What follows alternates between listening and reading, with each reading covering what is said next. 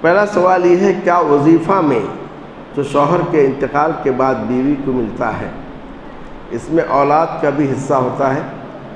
وہ اولاد جو مرحوم کی پہلی بیوی سے ہے، اگر ہاں تو کتنا حصہ یا کتنے فیصد دینا ہوگا؟ دیکھیے، مسئلہ وظیفہ کا الگ بات ہے۔ اگر مرنے والے کے کسی رقم کو جمع کر لیا گیا ہے، جیسا کہ پہلے سے ڈپوزٹ کیا جاتا ہے، اس کے مرنے کے بعد اس کو دیا جاتا ہے، ایسی صورت میں اس کے سارے وارثین اس سے حصہ لیں گے، اس کا باپ، اس کی ماں، اس کی بیوی یا عورت و شوہر اور اولاد۔ لیکن یہ وظیفہ در حقیقت اس کا اس سے تعلق نہیں ہوتا ہے، جس کو پینشن کہتے ہیں، اس کا اس سے تعلق نہیں ہوتا ہے۔ وہ صرف اس بنیاد پر ہے، جیسا کہ ہر ملک کا اپنا ایک نظام ہوتا ہے کہ اسلام میں یہ ہے کہ کسی کا انتقال ہو جائے تو عورت عدت گزارے پھر شادی کر لے۔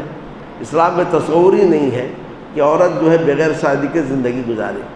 جیسے شوہر کا انتقال ہوا، اس کو عدت گزارنی چاہیے، اور معاشرے کا مزاج ایسے ہونے چاہیے کہ ایسی جو متعلقہ اور یہ جو بیوہ عورتیں ہیں، متوفی عنہ عورتیں ہیں، وہ ایسے ہی بیٹھے نہیں رہیں، بلکہ ان کی شادی کا انتظام ہو جائے۔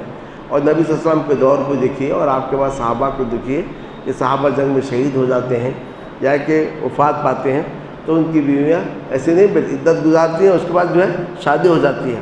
اور ہمارے معاشرے میں اس کو معیوب سمجھا جاتا ہے، چونکہ ہمارے معاشرے میں اس کو معیوب سمجھا جاتا ہے۔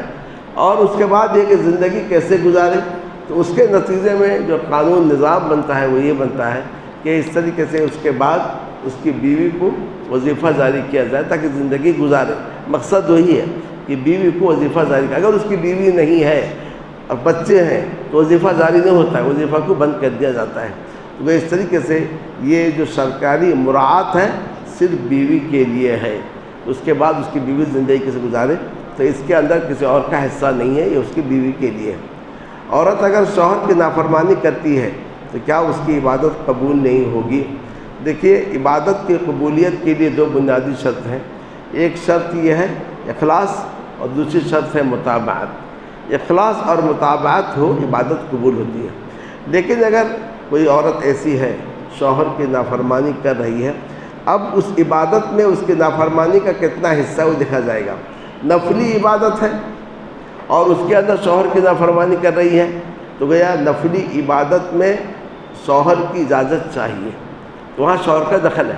نفلی روزہ رکھ رہی جیسے، لیکن جو فرائض ہیں وہاں شوہر کی اجازت کی ضرورت نہیں ہے، اس کو بجا لانا چاہیے۔ تو گویا اس طریقے سے یہ جزیات میں ہے، جہاں شوہر کا دخل ہے وہاں شوہر کی نافرمانی کرتے ہوئے اگر عبادت کرتی ہے، یقیناً اس کی عبادت میں کمی، اس کی عبادت، اس کے ثواب میں خلل اس کو ہوگا۔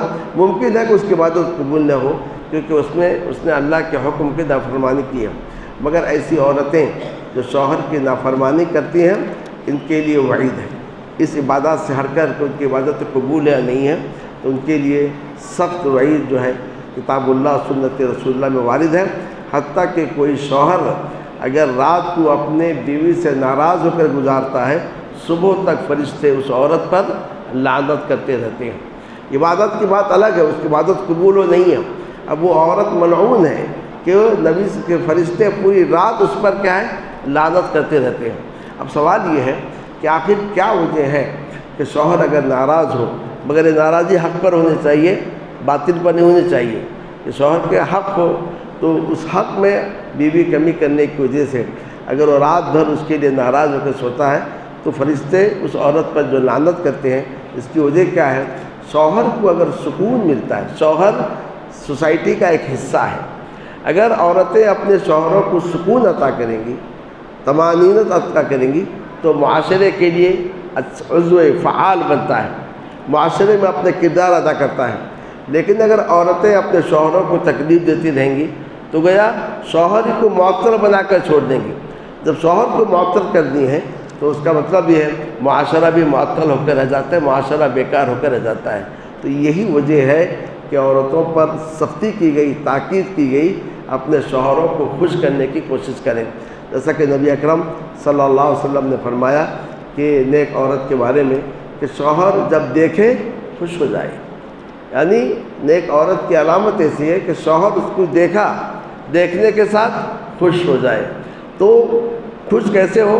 یعنی عورت کے اپنا خندہ پیشانی کے ساتھ ملے، مسکراہٹوں کے ساتھ ملے، اور ایسا نہیں ہے کہ چہرہ اتار کے مل رہی ہے، تو اس کی وجہ سے کیا سامنے والے پر اثر پڑتا ہے.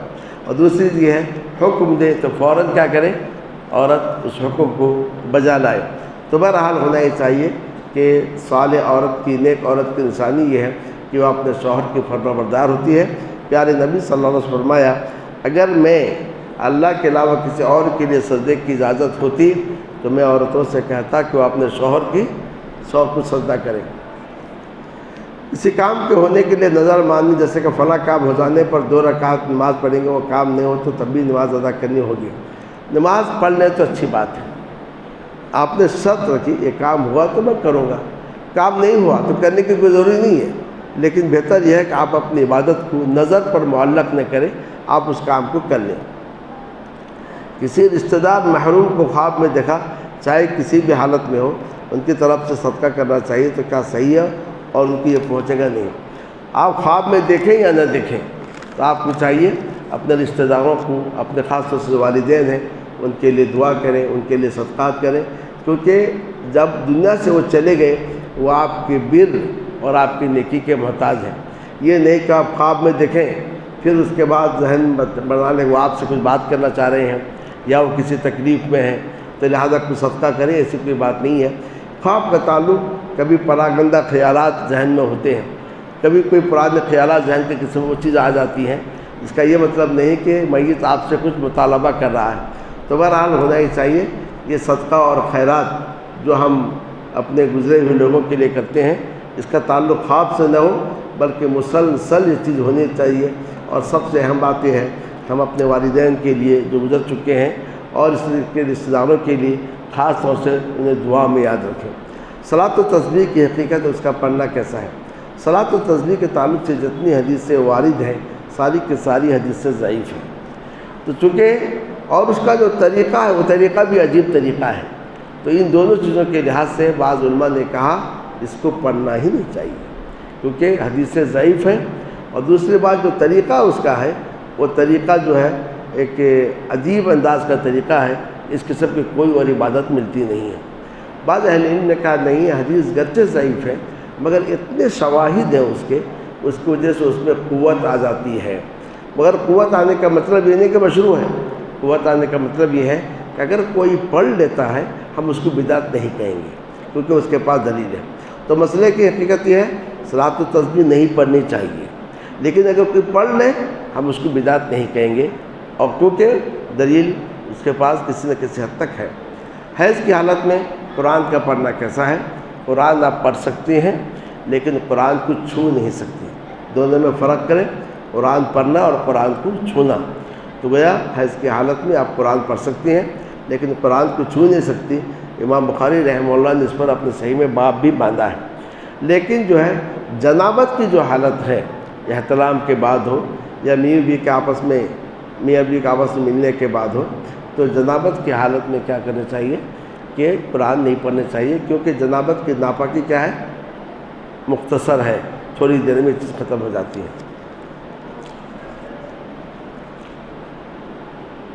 کیا سید یا سیدہ کو زکوٰۃ صدقہ دے سکتے ہیں؟ ان کو زکوٰۃ نہیں دینی چاہیے. کیوں نہیں دینی چاہیے؟ اس لیے کہ نبی صلی اللہ علیہ وسلم نے کہا ہم آل بیت کے لیے حلال نہیں ہیں. تو زکوٰۃ نہیں دیں گے. کیوں نہیں دیں گے؟ اس لیے کہ نبی صلی اللہ علیہ وسلم نے کہا یہ چیز ہمارے لیے حلال نہیں ہے. تو لہذا اب اس کے لیے شجرہ تلاش کرنے کی ضرورت نہیں ہے. وہ سید ہے، سید نہیں ہے. ایک آدمی کہہ رہا ہے کہ میں سید ہوں، ہم کو مان لینے کو سید ہی ہے، ہم کو شجرہ اجرہ تلاش کرنے کی ضرورت نہیں ہے. اپنی اولاد کو زکوٰۃ صدقہ دیا سکتا ہے. اولاد کی کفالت آپ کے ذمہ ہے. جب اولاد کی کفالت آپ کے ذمہ ہے تو آپ اپنے اولاد کو زکوٰۃ نہیں دے سکتے ہیں. عام صدقہ تو کر سکتے ہیں لیکن زکوٰۃ آپ نہیں سکتے. ایسے اولاد اپنے ماں باپ کو بھی زکوٰۃ نہیں دے سکتی ہے کیونکہ ان کی کفالت کی ذمہ داری اس کے اوپر ہے. زکوٰۃ کس پر فرض ہے؟ زکوٰۃ ہر اس شخص پر فرض ہے جس کے پاس مال ہو اور مال نصاب کو پہنچ جائے. نصاب نصاب کا مطلب یہ ہے جیسے اونٹ 5 اونٹ ہو، گائے کے تعلق سے 30 گائے ہو، بکری 40 ہو، اور سونا چاندی کا اپنا حساب ہے کہ 80 گرام وغیرہ جو ہے 52 تولی چاندی، اس نصاب کو جو پہنچ جائے اس کے اوپر زکوٰۃ ہے۔ کب؟ جب اس کے اوپر سال گزر جائے اور وہ اس مال کا مالک ہو، ملکیت شرط ہے، تب اس کے اوپر زکوٰۃ ہے۔ زکوٰۃ اور صدقے میں کیا فرق ہے؟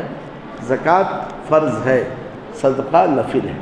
جیسا فرض نماز نفل نمازیں ہیں تو صدقہ عام ہے، زکوٰۃ کو بھی صدقہ کہتے ہیں۔ خذ من اموالہم صدقہ تطہرہم وتزکیہم بہا، تم ان کے مال سے صدقہ لو تاکہ تم انہیں پاک کرو اور ان کا تزکیہ کرو۔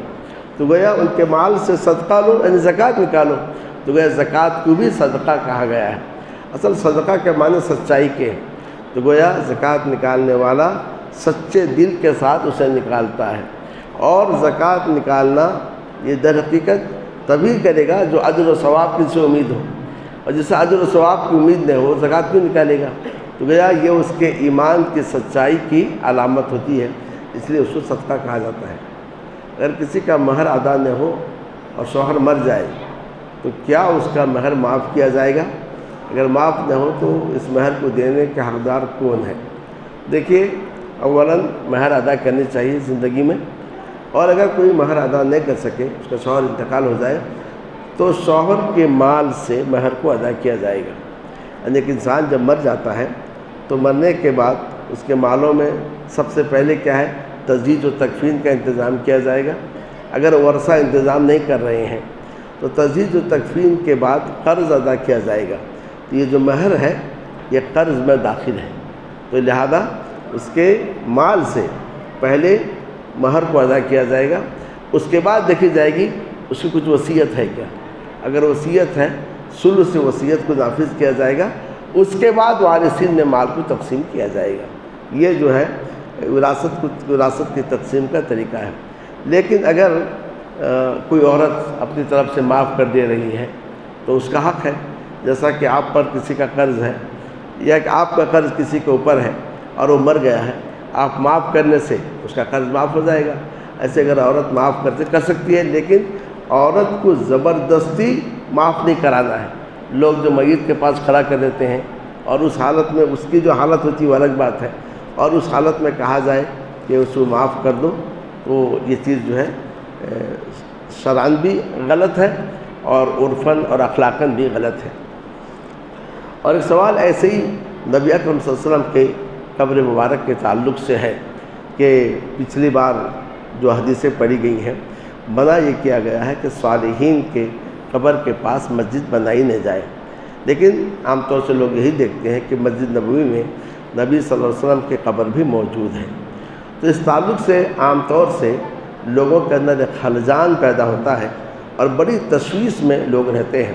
ایک طرف حدیث میں ہے اللہ تعالیٰ یہود و نصارہ پر لعنت کرے، انہوں نے اپنے انبیاء کی قبروں کو سجدہ گاہ بنا لیا ہے، اور نبی صلی اللہ علیہ وسلم نے فرمایا کہ اولئک اذا مات فیہم الرجل الصالح بنوا علی قبرہ مسجدہ، یہود و نصارہ یہ وہ لوگ ہیں جب ان میں کوئی صالح انسان مر جاتا تھا اس کی قبر پر مسجد بناتے تھے۔ تو ہم دیکھتے ہیں ادھر مسجد نبوی بھی ہے اور ادھر قبر نبی صلی اللہ علیہ وسلم بھی ہے، تو کس طریقے سے یہ حدیث اور یہ واقع دونوں ایک دوسرے کے خلاف ہیں۔ اس چیز کو سمجھنے کے لیے ہمیں اس زمانے کے جانب لوٹنا پڑے گا۔ پہلے دیکھیے، حدیث اپنی جگہ صحیح ہے۔ جب حدیث صحیح ہو، روایتاً درایتاً ہر طریقے سے صحیح ہو حدیث، تو اب اس کے بعد اس پر ہمیں عمل کرنی چاہیے، چاہے واقع اس کے خلاف کیوں نہ ہو۔ اب ہم دیکھتے ہیں کہ پہلے حدیث کیا ہے، جب صالح آدمی مر جائے اس کی قبر کے پاس مسجد بناتے تھے۔ یہاں پر پہلے مسجد بنی یا پہلے نبی صلی اللہ علیہ وسلم کو وفات ہوئی؟ پہلے مسجد بنی ہے، تو گویا مسجد پہلے بنی ہے۔ ایسا نہیں ہے کہ مسجد اس لیے بنی ہے کہ وہاں نبی اکرم صلی اللہ علیہ وسلم کی قبر ہے۔ تو سوچنے کے انداز کو بدلیں کہ مسجد اس لیے نہیں بنائی گئی ہے کہ وہاں پر نبی اکرم صلی اللہ علیہ وسلم کی قبر ہے، بلکہ مسجد بنائی گئی اور اطراف میں بہت سارے کمرے تھے۔ جیسا کہ آپ دیکھیں گے مسجد نبی میں خوف تو ابی بکر ہے، تو وہاں پر ابو بکر رضی اللہ عنہ کا کمرہ تھا، اور ادھر سامنے نبی صلی اللہ علیہ وسلم کی بیویوں کے حجرات تھے، اور جہاں نبی صلی اللہ علیہ وسلم کی قبر ہے وہ در حقیقت مسجد نہیں ہے، ام المومنین عائشہ رضی اللہ تعالی عنہ کا حجرہ ہے۔ تو جہاں نبی صلی اللہ علیہ وسلم کی قبر ہے وہ کبھی مسجد نہیں رہی ہے، وہ ام المومنین عائشہ رضی اللہ تعالی عنہ کا حجرہ ہے۔ اور انبیاء کے بارے میں یہ وارد ہے کہ انبیاء کی جہاں وفات ہوتی ہے ان کو وہی دفنایا جاتا ہے۔ ایک تو یہ ہے ان کے جسم سے کپڑے نکالے نہیں جاتے نہلانے کے لیے، انہیں کپڑوں میں انہیں نہلایا جاتا ہے، اور دوسری چیز یہ جہاں ان کی وفات ہوتی ہے وہیں ان کو دفنایا جاتا ہے۔ اور پرانی کتاب تاریخ کو اٹھا کر دیکھیں تو مسجد نبوی اور ابھی جو قبر نبوی ہے اس کے درمیان کافی فاصلہ تھا، بلکہ راستہ تھا، بازار لگتے تھے، بازار وہاں پر سوق صغیر بازار لگتے تھے، لوگ بیچتے تھے۔ تو ایک زمانے تک یہ سکتی کہ اس مسجد نبوی کا اور اس قبر کا کوئی تعلق ہی نہیں تھا، درمیان میں کافی فاصلہ تھا، بازار بھی لگتے تھے اور لوگوں کے آنے جانے کے بیچ میں راستہ فاصلہ تھا۔ لیکن وقت گزرنے کے ساتھ ساتھ جیسے توسیع ہوتی ہے تو توسیع کے ساتھ ساتھ کیا ہے اس چیز کو اس میں شامل کر لیا گیا، اور جو لوگ شامل کیے تو اس پر اس وقت کے علماء نے انکار بھی کیا، نکیر بھی کیا۔ ایسا نہیں کرنا چاہیے، یہ نہیں کہ علماء خاموش رہے، علماء نے اپنی یہاں سے نکیر کیا، مگر آپ جانتے ہیں بادشاہ ہوتے ہیں، جو ان کے دن میں آتی ہے وہ جو آتے کر لیتے ہیں۔ لیکن اس کے بعد مسئلہ یہ ہوا کہ جب بعد میں دوسرے لوگ آئے، کہا ایسا ہونا نہیں چاہیے تھا، اب کیا کیا جائے؟ کیا اس کو پھر مسمار کیا جائے؟ کیا اس کو توڑ دیا جائے؟ کہا ایک تو غلطی ہوئی ہے کہ بنا دیا گیا ہے، اب اس کو توڑنا پھر اور دوسری غلطی ہے، پھر تیسرا بادشاہ کا پھر بنا دے گا۔ تو کہا گیا کہ بہتر یہ ہے اس کو اسی حالت پہ رہنے دیا جائے۔ جیسا کہ کعبے کے تعلق سے ہے، کعبے کا جو دروازے بھی آپ دیکھتے ہیں، اصل دروازہ ابراہیم علیہ السلام کے زمانے میں دو طرف تھا، یعنی ادھر سے داخل ہو ادھر سے نکلو، اور وہ بھی زمین سے لے کے دروازہ تھا، مگر کفار مکہ نے اس کے دروازے کو اوپر کر دیا جیسا کہ ابھی ہے۔ نبی صلی اللہ علیہ وسلم کی بڑی خواہش تھی کہ کعبے کے دروازے کو ویسا کر دیا جائے جیسا کہ ابراہیم علیہ السلام نے کعبے کو بنایا تھا۔ آپ نے خواہش کا اظہار کیا، مگر کہ اب کعبے کو توڑیں گے، دروازہ بنائیں گے، لوگ فتنے میں پڑ جائیں گے، یہ نبی کسی کو چھوڑ نہیں رہا ہے، حتیٰ کہ کعبے کو بھی توڑ رہا ہے۔ تو آپ نے ام المؤمنین عائشہ سے کہا اگر تمہاری قوم ابھی اسلام قبول کرنے والے تھے، مکہ والے جو آخری وقت میں اسلام قبول کیے، تو میں کعبے کے دروازے کو ویسا بنا دیتا جیسا کہ ابراہیم علیہ السلام کے دور میں تھا، ادھر سے داخل ہو ادھر سے نکل جائے، اور اس میں سب کے لیے سہولت ہے۔ تو مگر کئی لوگوں کے لیے فتنہ نہ ہو جائے، اس لیے میں اپنے ارادے سے باز آتا ہوں۔ عبداللہ ابن زبیر رضی اللہ تعالیٰ عنہ جب مکہ کے گورنر بنے، انہوں نے اس خواہش کو پورا کیا، اور اس کے بعد کیا کہ دو طرف دروازہ بنا دیا۔ اب اس کے بعد یہ ہوا، عبداللہ بن زبیر کے بعد جب دوسرے لوگ آئے، حجاج بن یوسف وغیرہ جب قبضہ کیے مکے کو، تو انہوں نے کیا کیا؟ کہا نہیں، ان کے مخالفت میں آ کر پھر کیا کیا؟ کعبے کو ویسا ہی کر دیا جیسا کہ پہلے تھا۔ اب اس کے بعد جب اموی خاندان ختم ہوئی اور ان کے خلاف میں عباسی حکومت آئی، انہوں نے چاہا کہ نہیں، ہم پھر کعبے کو ایسے ہی کریں گے جیسا کہ عبداللہ بن زبیر نے کیا تھا۔ امام مالک رحمہ اللہ نے فتویٰ دیا، کہا اگر ایسا ہی ہر بات سے آ کر ایک کہے جیسا نبی صلی اللہ علیہ وسلم کے زمانے میں تھا ویسے کریں گے، دوسرا کہے جیسے نبی صلی اللہ علیہ وسلم کی خواہش تھی ویسے ہم کریں گے، تو کعبہ بادشاہوں کے ہاتھوں میں کھلونا بن کے رہ جائے گا۔ امام مالک رحمہ اللہ نے فتویٰ دیا کعبے کو اسی حالت میں رہنے دیا جائے جس حالت میں کعبہ ہے، ورنہ ایک بادشاہ کر کہے گا کہ میں ویسا ہی کروں گا جیسا کہ نبی صلی اللہ علیہ وسلم کی خواہش تھی، دوسرا کہے گا نہیں میں ویسا ہی رکھوں گا جیسا کہ نبی صلی اللہ علیہ وسلم کے زمانے میں تھا۔ تو آپ کے اس فتوے کی وجہ سے یہ چیز کعبہ محفوظ ہے، ورنہ ایسے بادشاہ تاریخ میں گزرے جو پورے کے پورے کعبے کو سونے کی عمارت بھی بنا سکتے تھے تاکہ کعبہ بادشاہوں کے ہاتھوں میں کھلونا نہ بنے۔ تو مسجد نبی کا بھی یہی حال ہے، یہ غلطی ہوئی ہے، اور جس وقت غلطی ہوئی یہ اموی دور میں غلطی ہوئی ہے، عہد خلافت راشدہ میں ویسا ہی تھا کہ مسجد نبوی اور قبر نبی یعنی حجرہ عائشہ کے درمیان میں کافی فاصلہ تھا، اور اندر کئی دیواریں ہیں، کئی دیواروں کے بعد ہم کو دوسرا نظر آتا ہے، جو 3 دیواریں اندر جاتی ہیں، تو کسی انداز سے اس کو گھیر دیا گیا ہے، کیونکہ ڈر یہ تھا کہ کچھ لوگ اندر آ کے نبی صلی اللہ علیہ وسلم کے لاش کے ساتھ بے حرمتی نہ کرے، کئی دیواروں سے اس کو گھیر دیا گیا ہے۔ تو پہلے یعنی جو جس کو ریاض الجنہ کہتے ہیں وہ اور قبر نبی کے درمیان جو حصہ ہے اس میں کافی جو ہے فاصلہ تھا. میں کہہ رہا ہوں کہ راستہ تھا لوگوں کے چلنے کے لیے, بازاریں لگتی تھیں, لیکن بادشاہ بناتے گئے. اس کے بعد ایسا ہوا کہ ایک ہی چھت کر دی, الگ چھت بھی دونوں کا الگ تھا, یہ چھت الگ تھا, وہ چھت الگ تھا. اس زمانے میں علماء نے نکیر کی, انکار کیا, مگر بادشاہوں کے اپنی طاقت اور اپنی قوت ہوتی ہے اور ان کے اپنے حواری ہوتے ہیں. اب اس کے بعد جب بعد میں لوگ آئے, سوچا کہ اس کو توڑ دیا جائے, تو اہل علم نے کہا توڑا جائے پھر رکھا جائے تو اس کا نتیجہ کیا نکلے گا, یہ کھلونا بن جائے گا اور قبر نبی کی بے حرمتی ہوگی. لہذا اس کو اسی حالت میں چھوڑ دیا گیا. لیکن ہمارے لیے سمجھنا یہ ہے کہ یہ سمجھنے کے لیے کہ دین ہے, ہم کیسے سمجھیں گے دین ہے. آپ کے عمل کو, میرے عمل کو, ان کے عمل کو دیکھ کر یہ نہیں کہا جائے گا کہ دین ہے.